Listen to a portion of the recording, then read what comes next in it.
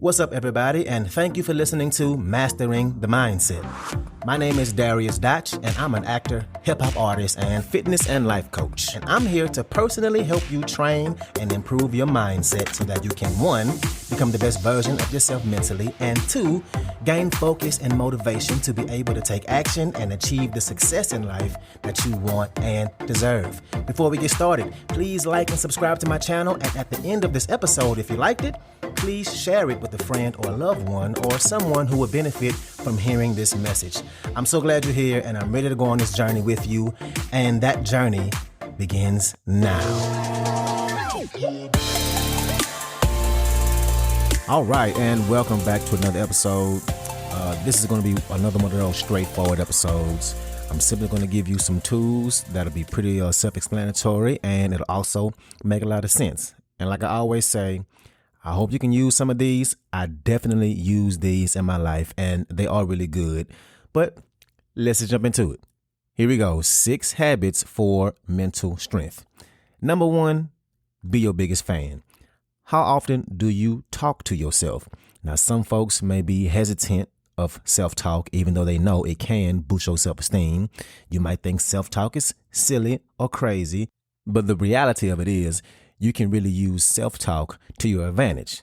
The thing is, everybody has their own inner voice. Your inner voice determines how you speak to yourself, right? For example, if you're a negative person or insecure person, your inner voice probably is going to be pessimistic and is really going to tear you down, right? That voice has a negative impact on your self-esteem, and it limits your ability to find courage. It limits your ability to be motivated, to be able to step out on a limb and take risks.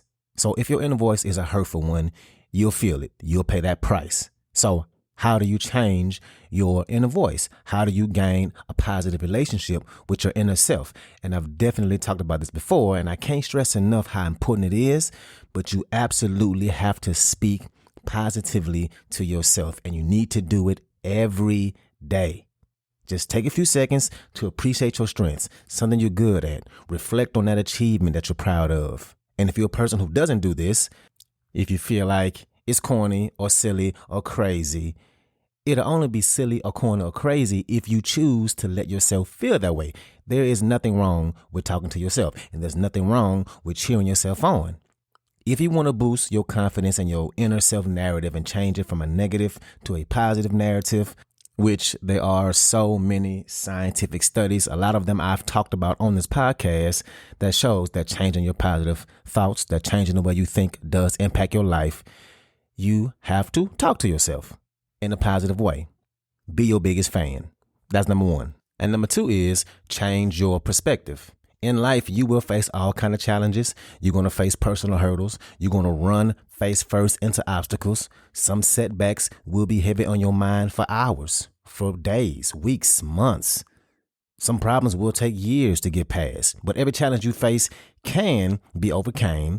And one of the most important things you have to do is to change your perspective. When you encounter something that's hard or that scares you, you can back down and you can give up on your goals, or you can look at that as an opportunity to build up your mental strength by actually facing that challenge head on. Challenging yourself proves that you are capable to do more than what you think you can, to endure more than what you think you can, right? But we all know confronting fears, that can be intimidating. Most people never do. Most people never even attempt to. Like me, as big as I am, I'm scared of spiders. And you know what? At this point in my life, I don't care. Me and spiders, we have an unspoken agreement. They leave me alone. I leave them alone. I would literally have my ex kill a spider if there was one in the room. I have zero shame about that. That's a fear I don't have to face. My point is, confronting your fears ain't easy. So how do you empower yourself to overcome those challenging obstacles in your life? And this is one of the most important, one of the most powerful habits you can learn. The next time you face a difficult challenge, don't think about all the things in your way. Don't think about all the things that can go wrong. What you should be doing instead is thinking of this challenge, this obstacle, this setback as a learning experience. Every challenge is a learning experience, whether we come to terms with it or not. It just is. And what we have to do is perceive every opportunity of that challenge as a moment to learn a lesson or practice a new technique or just experience something new. That's a mentality that's going to make every obstacle worthwhile because every challenge presents something that's beneficial, even if we don't see it right away. So that's number 2. Change your perspective. Number 3 is have emotional awareness. Do you engage with your emotions? Do you try and understand how you feel and why you feel that way? Most people, they will suppress or ignore their emotions. They hope they just disappear. But mentally strong people, they actively seek out understanding their emotions because understanding them can give you, or better yet, can guide you to a sense of purpose. It'll lead you to finding a more meaningful, fulfilling life. Your emotions teach you how to define your own definition of success. So the wrong thing to do will be to put up walls, to be closed off. Don't pretend like nothing bothers you, because in reality, saying nothing bothers you, that just simply ain't true. My favorite is when people, they love to claim that they don't care what somebody think about them. Now, there are people who you don't know, people who have no weight in any outcome of what you're trying to do, what you're trying to achieve. You shouldn't care about those folks. But I'm talking about the folks who say, I don't care what somebody think about me, and they mean somebody specifically. And you can hear it in their voice, right? They be like, I don't give a what she think about me. And when I hear that, I see them, I hear their tone and the amount of energy they put into saying, I don't care what they think about me. And I can tell, like, yeah, you actually do. You do care. But the quote unquote cool thing to do, or the societal norm, is to say you don't care what folks think about you. But we do. We're human. That's just life. That's normal. Anyway, my point is saying that nothing bothers you and not being truthful about that, that is not being emotionally aware. Instead, what we should be doing is leaning into our emotion. Try to identify each one of those emotions and understand how they affect your decisions and your lifestyle. Reflect.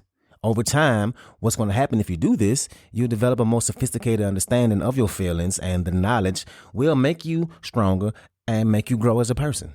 So that's number 3. Have emotional awareness. Number 4 is control your responses. Life will throw all kinds of surprises at you. Some are good, a lot are bad. Some you can prepare for, most you can't. In other words, you can't control what happens to you in life. You can't control the folks around you. You can't control the way the world works. But what you can control whenever a surprise shows up in your life is how you react. When things don't go their way, most folks, they react with negative emotions, right? With fear, hopelessness, and denial. In these moments, it's easy for motivation to collapse and for your fear to take over. The strongest people, the mentally strong people, they're the ones who do the opposite. At times, they understand that they have to have courageous positivity. The world is going to throw you crazy obstacles, right? But what you have to do is find that silver lining in every setback, right? And I definitely talk about this a lot, but we have to start seeing the opportunity in every failure, in every setback. There is an opportunity. And in that opportunity is one of the places we can find a reason to keep pushing. At the end of the day, to be mentally strong, you have to understand that the only thing you can control is the way you react, not the situation. And the way you approach dealing with problems will make a difference. It will absolutely lead you to being mentally stronger. So that's number 4, control your responses. Number 5, speaking of setbacks and failures, 5 is to weather the storm. Sooner or later, things will go wrong. That's a fact of life. Everybody's going to fail at one point or another. No one can overcome every obstacle on the first try. The question is, how do we turn failure into mental fortitude, especially when the failure is like a natural disaster to your mindset? Those big setbacks or failures that really rattle your life, that leaves you stuck picking up the pieces and figuring out your future, right?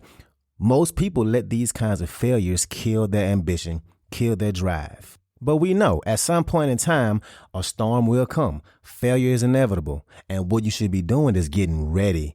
The mentally strong people are prepared for that storm to shake their lives. So when it does happen, when it does come, their preparation saves them from that mental disaster. It saves them from that life-altering mindset change and disaster that'll make you hold on to that failure for way too long, that'll make you give up, right?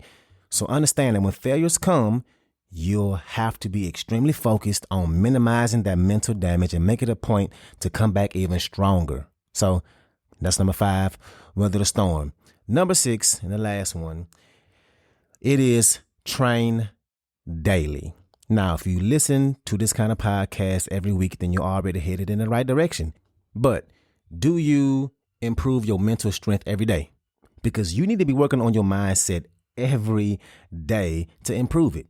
Getting mentally stronger and finding personal and mindset growth, it takes practice and months of actively and consciously working towards it.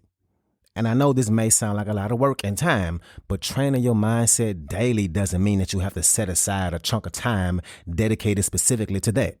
You can work on your mindset several times a day without taking any time away from all the other things you have to do.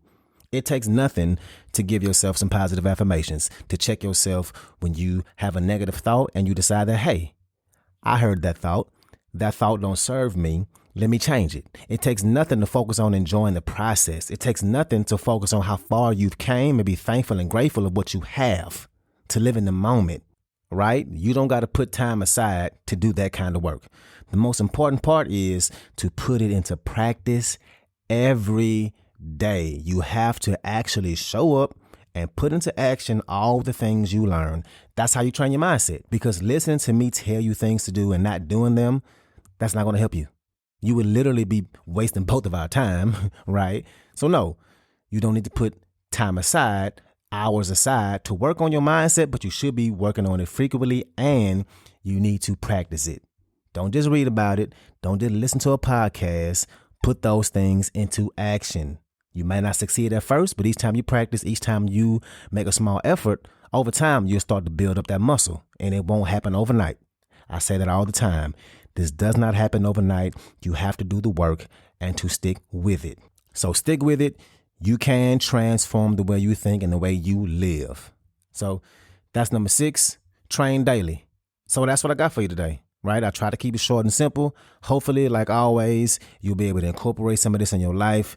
And I really, really hope you don't just listen to me, but you take action, because I promise you, you will see a change. So that's what I got for you today. If you like this episode, please share it with somebody that can benefit from this, somebody who is a friend or a family member, somebody who has goals and is trying to improve their lives. So thank you again, and let's get it in.